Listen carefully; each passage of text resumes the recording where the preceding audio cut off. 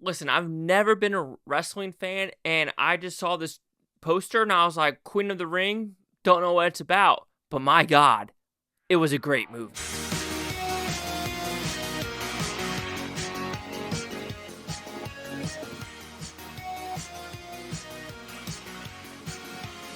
Chase Lee Hockey here with the Blue Futon reviewing Queen of the Ring. So what's about pre-civil premise? We're in the 1950s USA and we are getting women's wrestling. It's been illegal in different parts of America, like the South kind of had it, and then just other states like New York and California refuse to have women's wrestling because it looks like New York and California hate the women, even if they hate women now because, you know, what's happening in high school sports. Anyway, different subject, but this is about women getting into wrestling and having just shenanigans happening to them, sexism, you know, barriers, just trying to shattering the glass ceiling in a good way where it's like there's good moments in this movie where you're like, yes, and other moments you're like, oh shit, and then different crazy ass love triangles and, you know, friendships and knee injuries and single motherhood and getting to know all these characters. And you could tell from my excitement with this intro, I really dig this movie for telling a story in a way that kept me entertained as someone that knows nothing about wrestling, nothing about this storyline, and just fascinated about what was going to happen next. Because little did I know, the female wrestling was more of a carny thing where they would like travel to different towns in the Midwest and have this woman, lady, you don't want to call her female, she's a lady, that she would just wrestle men and back basically, here's a quarter, can you wrestle me kind of thing. And you have Josh Lucas, who is kind of the manager and a quasi marriage relationship to make sure they have 50-50 split. And that part of the story is very fascinating. Before I continue on, I want to get the main girl's name. In real life, it's Mildred Burke, but the actress is Emily Brett Rickards. Fantastic job. I mean, Miss Burke, apparently she was wrestling in her 80s. She was wrestling in her freaking 80s. Like, bro, I ran marathon, and I saw a Japanese, 80-year-old man do it, and he beat me. Good on them. I mean, fan-freaking-tastic. They got nothing. I got nothing on them. Like, they could just kick my socks off. But talk about this story, how it was told is very interesting because it's like a family movie, as well as a love triangle, as well as a friendship movie, as well as a business partnership, as well as trying to get wrestling like universally, just everyone wants to be a part of it. And I think that was very interesting of getting like the sisters, you could say the three black ladies, to integrate with a tag team and trying to, like I said, break the ceiling of racism and things like that in the part of the world or part of America. So I thought that was very interesting.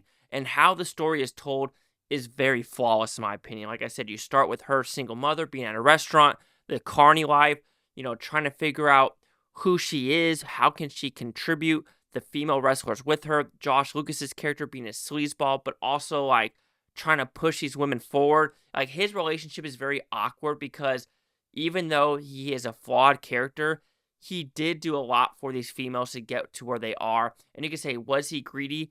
Absolutely. But looking at wrestling right now, there's a lot more greedy people. And also, Walter Gibbons is also in this movie. Groggins, idiot Chase.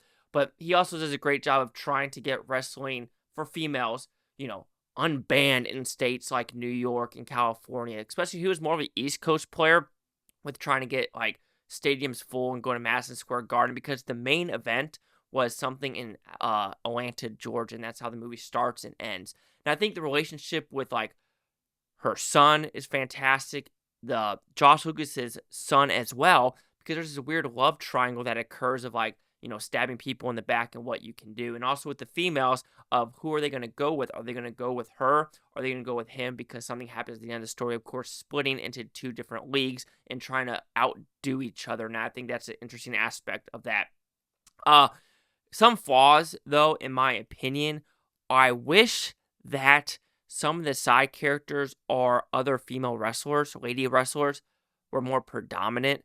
I understand that, some of them you have her, the main girl, then you get, two other ones, then you get the girl from True Blood, who really wants to be a vampire. I was like, I know that girl. And then you get a couple more, the three black ladies and other ones, who's going to be the good guy and the bad guy. And they still talk about Gorgeous George, which, like I said, apparently Gorgeous George is, one of the bigger names of, he really wasn't all that famous, but then putting on the costume, that's what like really shot up to power. So not being in the wrestling world or know anything about this, I was just like sucked into like, who's this character? Who's that character? What that character's gonna do? And just me like, and I think that's why it might just be a weird negative for me was I wanted to know more about each person because I don't know anything about the people. And I do think if people are really into wrestling and like, I know that character, I know that character, I know that character, they'll be like, oh yeah, that's kind of a side character anyway. That's a side character anyway, but I don't know that. I'm like, ooh, who's next? Who's going to show up on the roster next?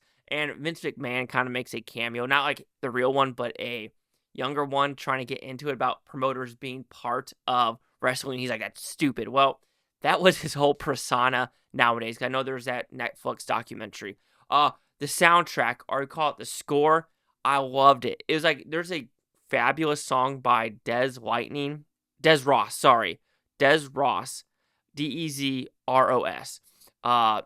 Great freaking song at the very end, and it's like a mix because the real one's more rock, but this is more banjo-ish, and I was like, oh my god, this score is just like getting me pumped and ready to go.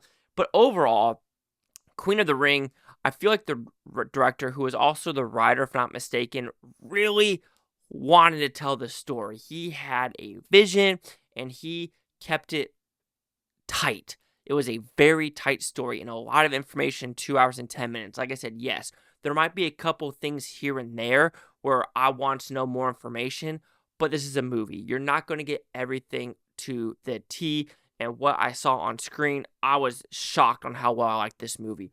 I mean, I didn't see a single trailer. I went in blind, and I'm so happy I did, and I can absolutely say I supported this movie in theaters because the wrestling scenes were shot well. I hate to say abuse, like, you really feel it. You're just like, oh, shit, this is really going down. And you feel the characters of what is actually going to occur and how there is a aspect of greed over people. But at the same time, it's not like people didn't care. Like, even Josh Lucas's character, even though he was flawed, the Wolf character, that, yes, he had a dark past. He was a violent guy. But at the same time, like, you could tell, like, he did care. But he let his anger management really get a hold of him. That's really unfortunate because if he would have just been calm and collective, not been a womanizer, and just treated people with more respect, he would have had such a better name for, like, promoting female wrestling to a T. Because he did say, you know what, I'm going to put my career on pause, never do it again to help, the lady wrestlers get their fame and glory. And you can say that's maybe greedy for him to get funds and going on. And I'm not, like, what are you saying? Like, saying, oh, anything he did is wrong. No, most of the stuff he did in this movie is wrong. Cheating, hitting women, and doing shit like that. But I mean, it's also things like, fuck, would there have been another person could have done it? I don't know. And that's the weird, awkward thing about the world, right? Is without him, would they be where they're at today? Could it have been worse for the other females? Because it felt, I don't know. It's one of those things where you think about where you're like, yeah, he did good for the sport and for the females, but he also did bad for the females of what he did behind the scenes. So it's like some dirty shit going on, and it's hard to justify. But like I said, it's that like double-edged sword where it's like, would Vince McMahon done any better? Walter Goggins' character would have been a lot better to help promote, but he was more the promoter and not really a wrestler. So two sides to every coin, I guess. But hitting women, that's a full stop, motherfucker. So Queen of the Ring will receive a 4.5 out of 5 Futons, which equals at 90%. So see the critics and user scores gave this one. So you have critics a 72% with 36 of them. I'm actually shocked there's 36. But a lot of people are liking it, but then also some people are not liking it. But the audience reviews are pretty damn good.